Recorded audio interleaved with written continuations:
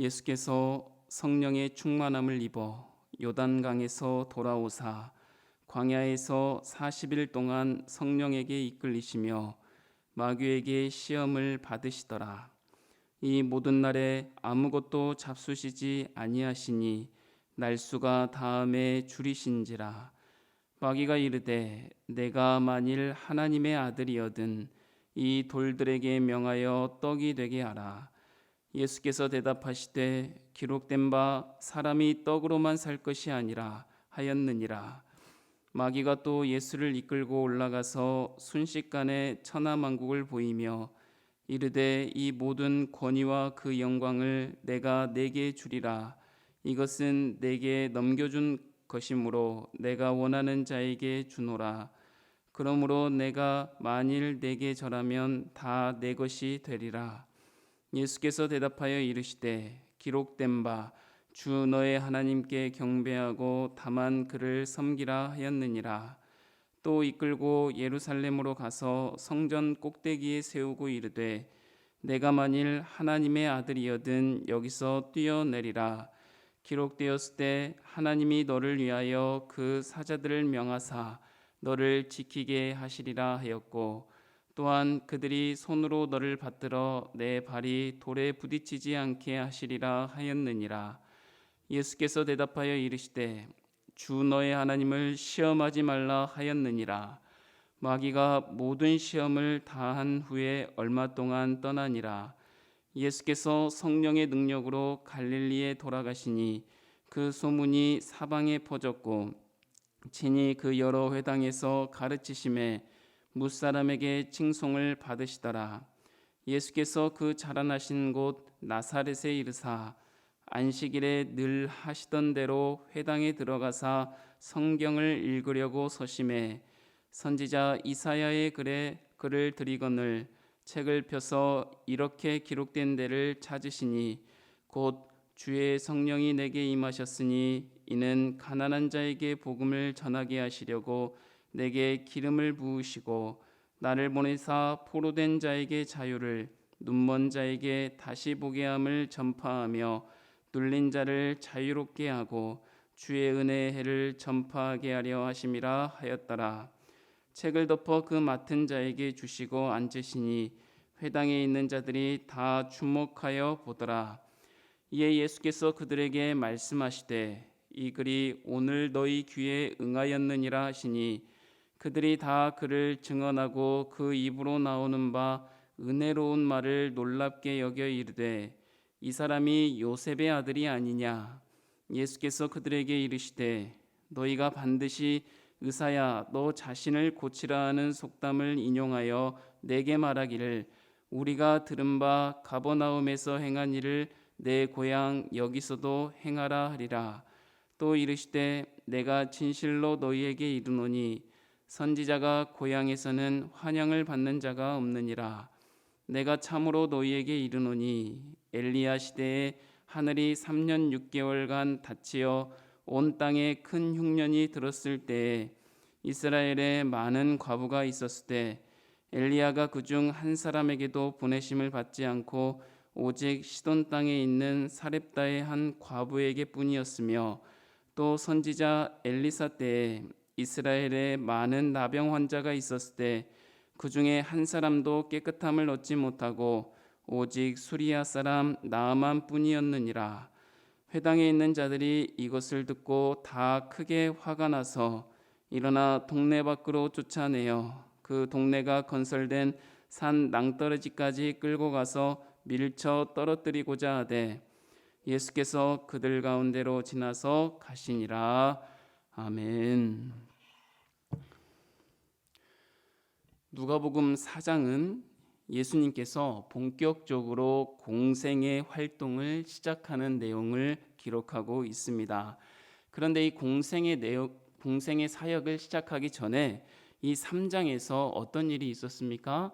예수님께서 요단강에서 세례를 받으시는 모습을 기록하고 있습니다. 하나님이신 그분께서 세례를 받으시는 모습을 기록함을 통하여서 이 예수님의 정체성을 분명히 하시고 공생의 사역을 시작하고 있다는 것입니다. 그 정체성은 무엇입니까? 하늘로부터 소리가 있어 가로되 이는 내 기뻐하는 자여 내 사랑하는 아들이다 라는 것을 분명히 하고 있습니다. 그러면서 예수님께서는 성령의 충만함을 받아서 이제 광야로 이끌어 나아가게 되고 있는 모습을 오늘 본문은 시작하고 있습니다. 근데 여기에서 조금 우리가 생각해 보아야 될 것이 있는데, 성령의 충만함을 입었는데 지금 예수님께서 이 성령의 충만함을 입고 어디를 가고 있는 것입니까?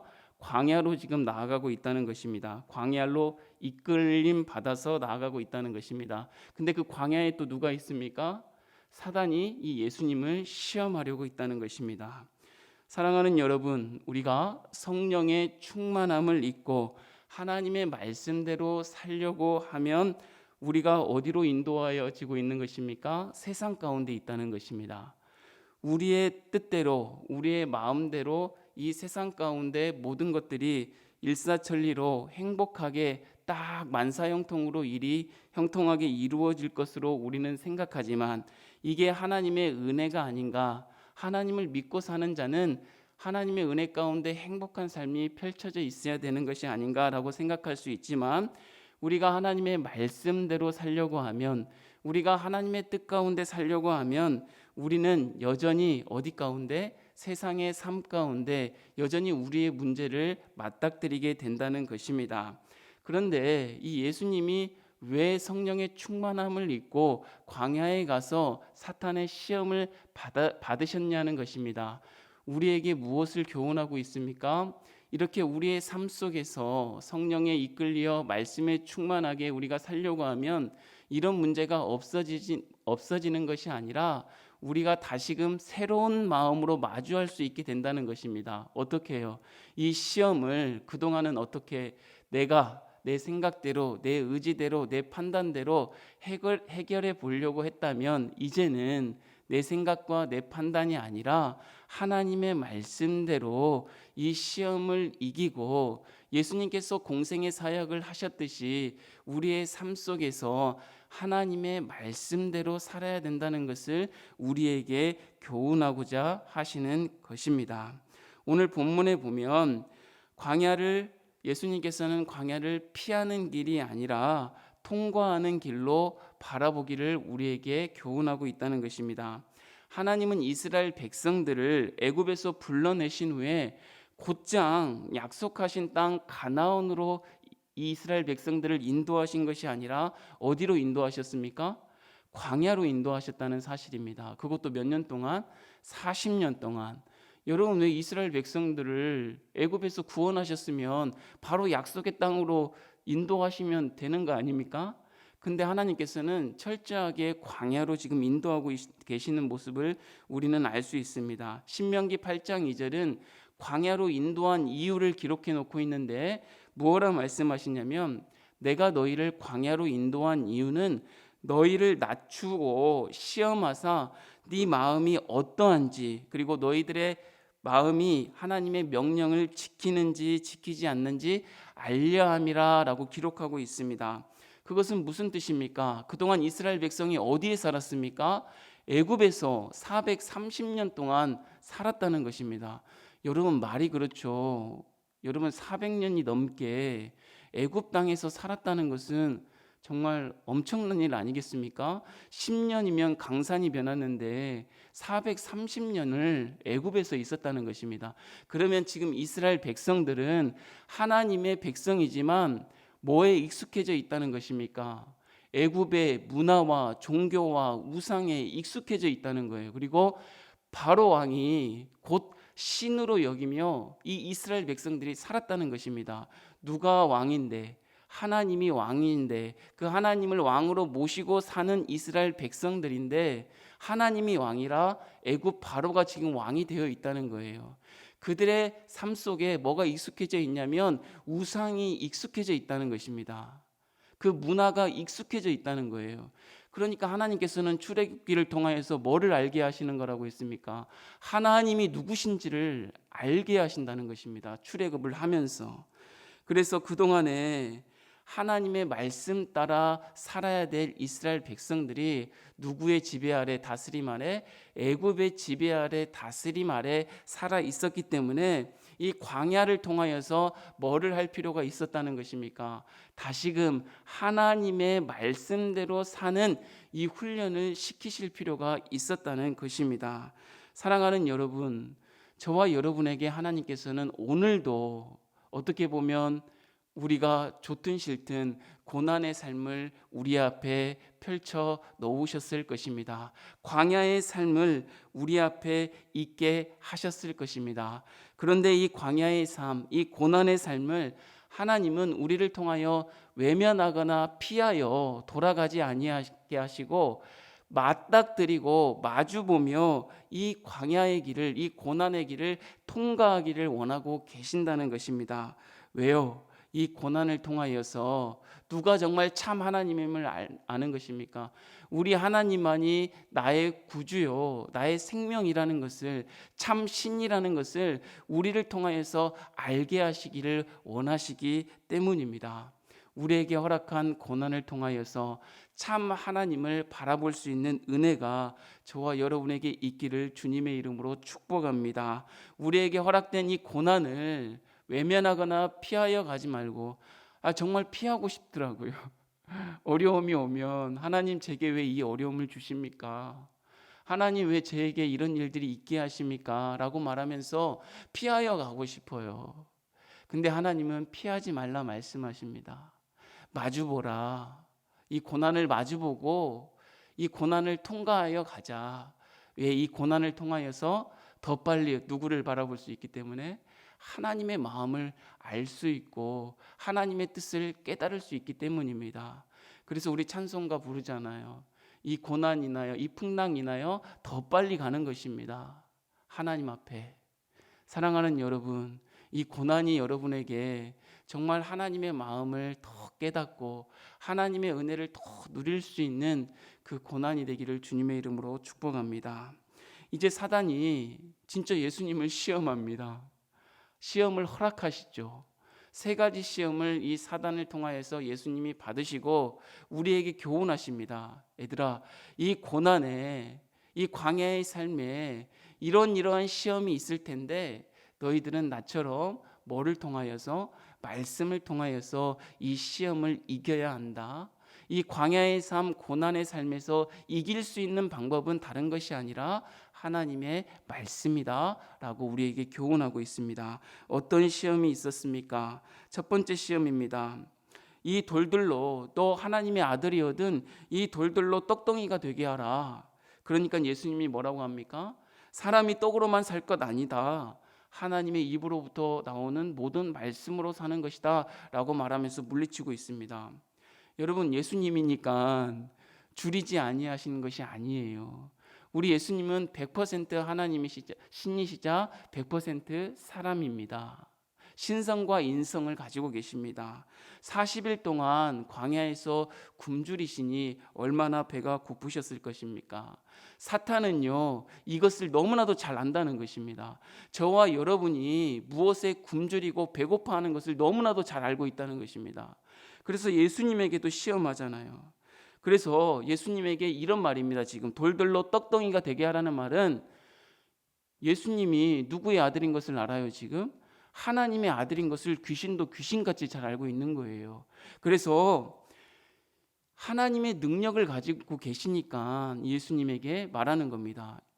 예수요, 당신에게 있는 이 능력을 가지고 당신의 지금 현재의 굶주림을, 배고픔을 해결해 보십시오. 지금 필요한 것이 무엇입니까? 배고픔 아닙니까? 이것을 해결하십시오 라고 지금 시험하고 있는 것입니다. 뭐를 해결하는 것이? 먹는 문제를 먼저 해결하지 아니하면 굶어 죽는다고 사탄이 속삭이고 있는 것입니다. 사랑하는 여러분, 예수님이 하나님의 아들로서의 권위를 가지시고 자신의 필요를 채우는 데 사용하지 아니했다는 것입니다. 저와 여러분이 누구의 자녀입니까? 하나님의 자녀입니다. 하나님의 자녀이면 권위와 능력도 우리 안에 있는 것입니다. 우리 안에 성령께서 내주하고 계시기 때문에.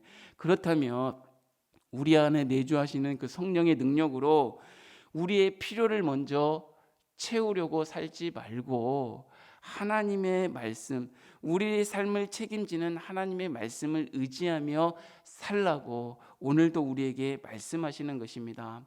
사랑하는 여러분, 생각해 보십시오. 저와 여러분이 지금의 현재 인생을 살기까지 하나님이 여러분을 어떻게 인도하셨습니까? 여러분을 굶주려 죽게 하셨습니까? 절대 그렇지 않았잖아요.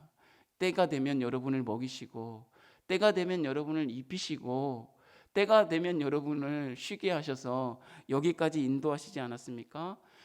이스라엘 백성들 광야 40년의 인생을 생각해 보십시오. 그들을 하나님이 어떻게 인도하셨습니까? 줄이면 뭐를 먹이셨어요? 만나와 메추라기를 먹이셨습니다. 목마르면 물을 마시게 하셨어요. 그리고 불기둥과 구름기둥으로 인도하셨습니다. 왜 하나님은 이스라엘 백성들을 이렇게 막 다 먹이시고 입히시고 재우시고 돌보시고 인도하시지? 이들이 스스로 뭔가 일하게 하시지? 근데 하나님은 그것보다 중요한 것이 있다는 거예요. 현재 필요한, 삶에 필요한 것들을 취하는 것보다 지금 뭐를, 하나님만을 바라보게 이스라엘 백성들에게 모든 것을 공급하면서 인도하셨다는 것입니다. 저와 여러분도 그렇게 인도하셨지 않습니까? 때로는 힘들고 어려웠지만 하나님이 다 입히셨잖아요. 하나님이 다 먹이셨잖아요. 하나님이 다 돌보시고 인도하셨잖아요. 그 은혜에 감사하며 우리가 할 수 있는 것이 무엇입니까? 이 시험이 왔을 때 내 필요를 채우기 위해서 나아가지 말고 하나님의 말씀으로 이 시험을 이기는 모습을 하나님께 보일 수 있는 저와 여러분이 되기를 주님의 이름으로 축복합니다. 두 번째 시험입니다. 사탄 마귀가 그냥 물러가지 않죠. 두 번째는 천하만국을 보여주면서 너에게 모든 권위와 영광을 주겠다. 그러니까 누구에게 절해라? 내게 절해라. 사탄에게, 곧 세상에서 절하라 말합니다. 그러니까 예수님이 어떻게 합니까? 주 너의 하나님께 경배하고 다만 그를 섬기라 하였다. 말씀으로 또 이기는 모습을 볼 수 있습니다. 사랑하는 여러분, 세상은요, 사탄 마귀는요, 우리에게 모든 권위와 영광이 세상에 있다고 이야기합니다. 여러분, 모든 권위와 영광은 누구에게 있습니까? 하나님께 있잖아요. 근데 세상은 그렇다고 말하지 않아요. 세상에서 잘 살려면 세상의 말을 따라야 된다. 세상에서 잘 살려면 세상이 요구하는 기준을 갖춰야 된다라고 말하고 있습니다. 세상이 말하는 그럼 형통은 무엇입니까? 자, 너의 생각대로 돼야 돼. 너의 생각대로, 네가 마음 가진 대로, 긍정적인 생각대로 다 돼야 돼. 너의 마음대로 이루어져야 형통이다라고 이야기합니다. 근데 성경은 그것을 형통이라고 말하지 않는다는 것입니다. 하나님의 형통은요, 내 뜻대로 되는 것이 아니라 하나님의 뜻대로 되는 것입니다. 할렐루야. 하나님의 뜻이 나를 통해 진행되고 완성되는 것을 형통이라고 말하는 것입니다. 사랑하는 여러분, 세상이 말하는 형통, 이 세상이 말하는 형통, 세상이 준다 생각하지 마시고 하나님이 말하는 형통을 바라보시고 이 하나님의 형통, 하나님이 주신다는 것을 기억하시고 살아가는 저와 여러분이 되시기를 주님의 이름으로 축복합니다. 세 번째 시험입니다. 이 사탄이 예수님을 예루살렘 성전 꼭대기에 세워놓으시고 네가 만일 하나님의 아들이면 뛰어내려라. 시편 말씀에 기록되어 있지 않냐? 지금 예수님이 시험을 말씀으로 지금 물리치고 계시니까 사단도 그걸 너무나도 잘하는 거예요. 이제 말씀을 가지고 사단이 시험하고 있습니다.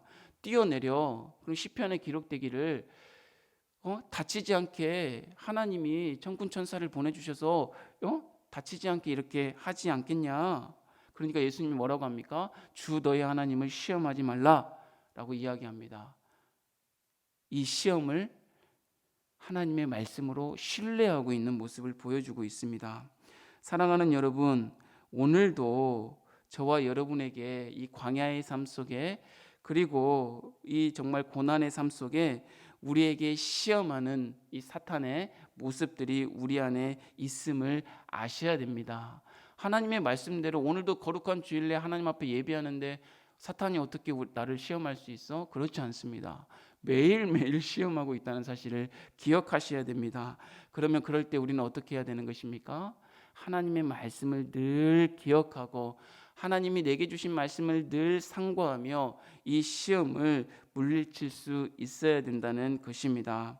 사랑하는 여러분, 오늘 시험을 사탄이 예수님을 시험하시고 뭐라고 기록해 놓았냐면 13절에 제가 한번 읽어드리겠습니다. 마귀가 모든 시험을 다한 후에 얼마 동안 떠나니라 라고 기록되어 있어요.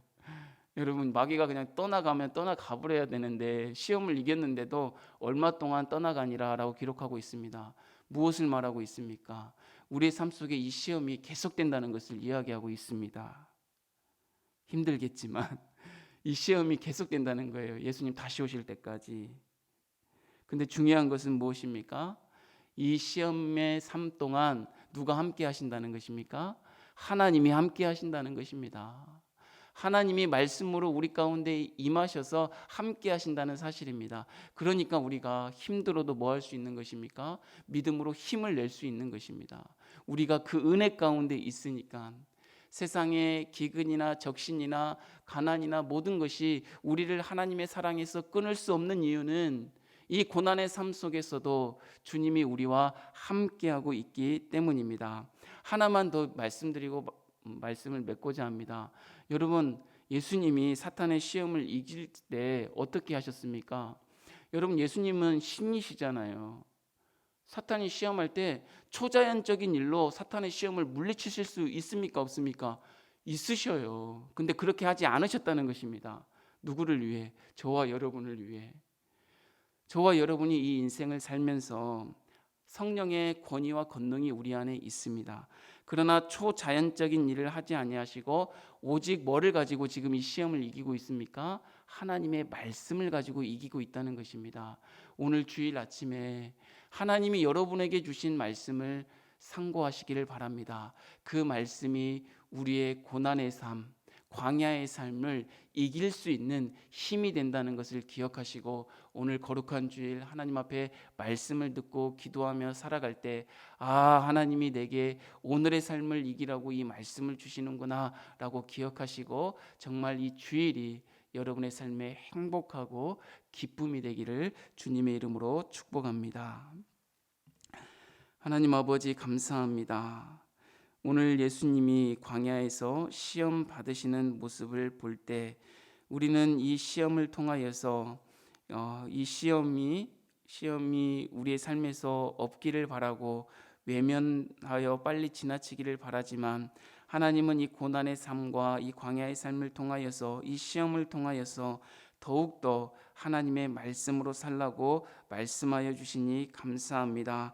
우리는 연약하고 부족하고 힘이 없습니다. 우리로서는 이 시험을 이길 수가 없습니다. 그러나 하나님께서 우리에게 말씀하시고 그 말씀을 통하여서 이 모든 시험을 이길 수 있다고 또한 우리에게 교훈하여 주시니 감사합니다. 성령의 능력으로 사는 삶이란 세상을 초월하여 사는 것이 아니라 혼란한 세상 속에서 철저히 하나님의 말씀을 따라 사는 것임을 기억하고 오늘 우리에게 주시는 이 말씀을 기억하고 하나님 앞에 행복하게 살아갈 수 있도록 은혜 베풀어 주시옵소서. 예수님의 이름으로 축복하고 기도하옵나이다. 아멘.